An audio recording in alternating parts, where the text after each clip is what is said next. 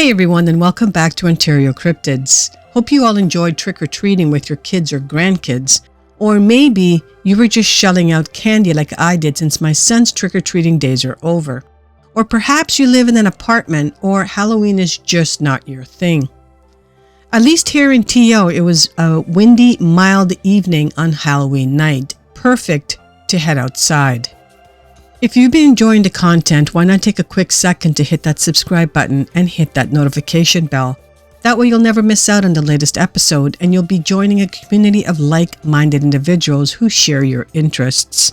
Let's keep this journey going together, and thank you for your support. If you have an encounter story that you would like to share, then please forward your stories to OntarioCryptids@gmail.com. I would be honored to share your story with like-minded people. Now sit back and relax as we begin with today's episode.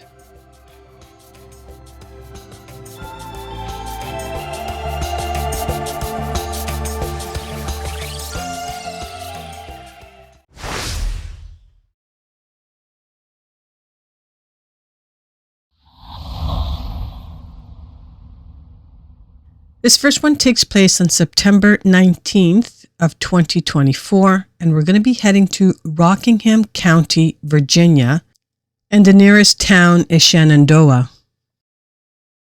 On September 19th at around 11:30 a.m., I was walking my dog in the George Washington National Forest. I parked my pickup at the base of the Massanutten Ridge and walked the dogs uphill, staying on the road the entire time. Recently, I've been watching Sasquatch research documentaries, so I knew that wood knocking or rock clucking might garner a response. I had never tried anything of this sort, not sure what I believe, but like to wonder, I guess. On our walk uphill, I grabbed a couple of rocks and clacked them twice. Listened for a minute, nothing, so we continued with our walk a couple of miles up and back down. Once we got back to the truck, I immediately noticed that the truck door was open about a foot. Strange, because I clearly remember making sure it was shut and locked. It was my father's truck. I didn't realize the lock didn't work. I shrugged it off and loaded the dogs up. As I was about to get in, a rock flew from the ridge on the opposite side of the road and landed in the front of the truck. Just a pebble or something.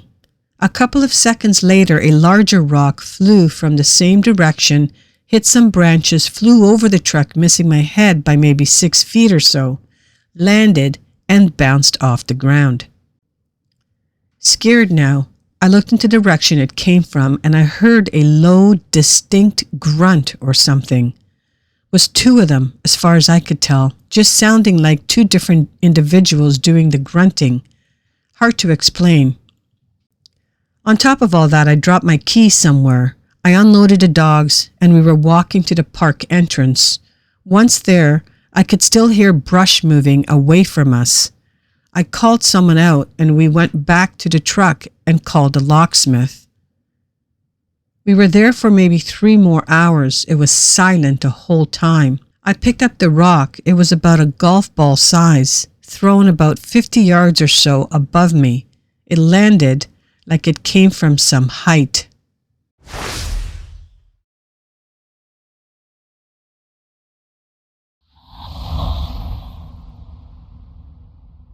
This next one takes place on October 11th of 2024. This one takes place in Stanislaus County, California, and the nearest town is Avery. I heard a noise in the backwoods of our cabin. A friend's dog alerted us at the exact same time. I had a spotlight in my hand because we were out letting the dogs out to go to the bathroom when we heard the noises. I rushed to the back of the property. When I reached the back fence, I was able to put the spotlight onto a light brown animal running away from me. More dogs in the neighborhood started barking in the direction this animal was running after it was out of sight of me and my light. I have seen many deers and a few bears here. This was huge compared to them. I estimated at a minimum of 8 feet tall. It was about 100 feet away or so. My friends are here with me, and 2 family members who I've texted about it are asking me about my sobriety level. But I know what I saw. I've never seen anything like this at all. I honestly believe I saw a Bigfoot and nobody will ever be able to convince me otherwise. Nobody in my party heard anything. They were in a different part of the property, inside the cabin, as I was outside. 3 years ago, I made some Bigfoot calls roughly 1.5 miles away and got a wood knock response. I've made numerous calls before and after with no reply.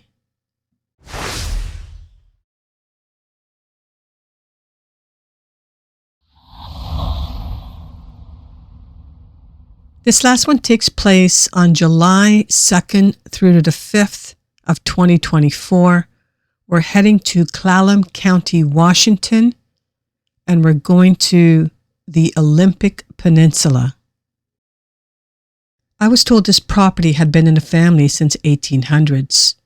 I remember when I was a small child going there and something bad happened that scared me so bad that I never wanted to go back there, but I can't remember what.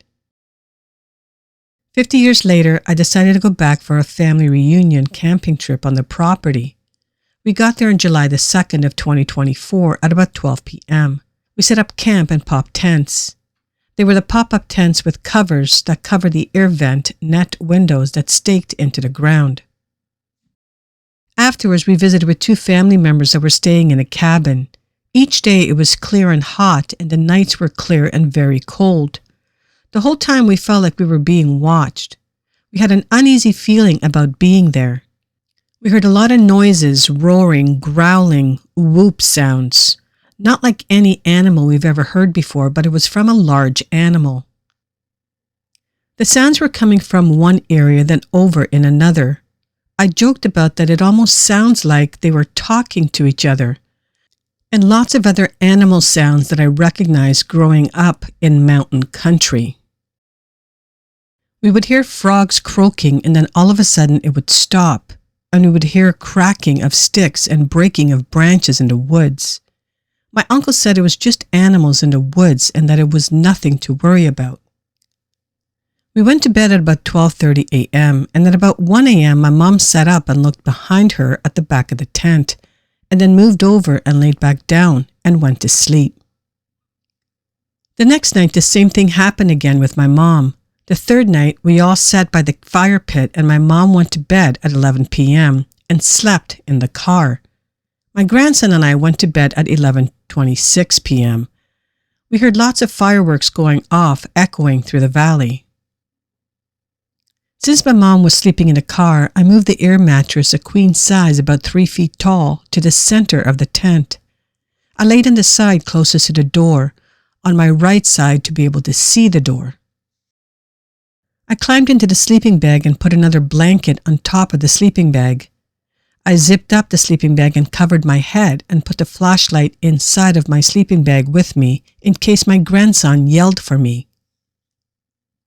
I wasn't tired, so I don't remember falling asleep.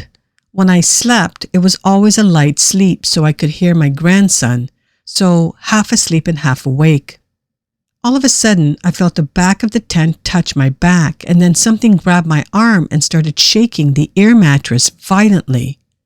Then a bright white light started shining on the back corner but up off the ground of the tent, but there was no noise. I was so scared. I could see the light through the blanket and sleeping bag. Whatever it was, it stopped shaking and bouncing the air mattress and let go of my arm and the light disappeared. I turned on my flashlight and sat up quickly and looked at my cell phone. It was now 1:46 a.m. I looked at the back of the tent. It was moved forward about 5 to 7 feet. I got up and went and checked on my sleeping grandson. He was fine. I moved the cover of the tent forward. The cover was still where it had originally been staked into the ground next to the woods. I moved it to cover the tent back up. I was confused about what just happened. I didn't sleep the rest of the night. When daylight came, I packed up everything and came back home to Lacey. I wasn't going to stay another night. I didn't feel at ease until about halfway home. When I got home, I told my son what happened and then went and took a shower. When I got done, I was looking in the mirror and putting deodorant on and noticed fingerprints on my left arm. and showed my son, and he took pictures of it. I left on Friday. By Sunday, I was told that my uncle, paraplegic in a wheelchair, who was staying in the cabin on the property, was found staring, and he didn't know where he was. 911 was called, and they took him to the hospital. A couple of days later, he died. Well, that ends another episode for this week. The last encounter was absolutely crazy, and I do wonder what that light source was that she saw. Anyways, I hope you all enjoyed today's episode.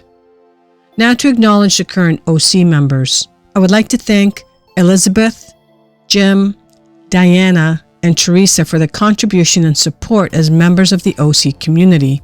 Your support is truly appreciated. Join our exclusive YouTube membership program and unlock a trove of perks for just $2.99 per month. The perks grant you access to special emojis, membership badges, direct interaction with our members and myself by obtaining access to the OC Discord channel, where you can join in on our weekly members chat, as well as early access to my content plus more. Don't miss out on the adventure. Become a member now and join us today. Thank you all for listening until the end. I truly appreciate it. Please hit the like button on your way out and smash the subscribe button if you're new to my channel. And don't forget to hit that notification bell so you can stay up to date with all my latest uploads. Have a wonderful week, and we'll see you all next week right here on Ontario Cryptids.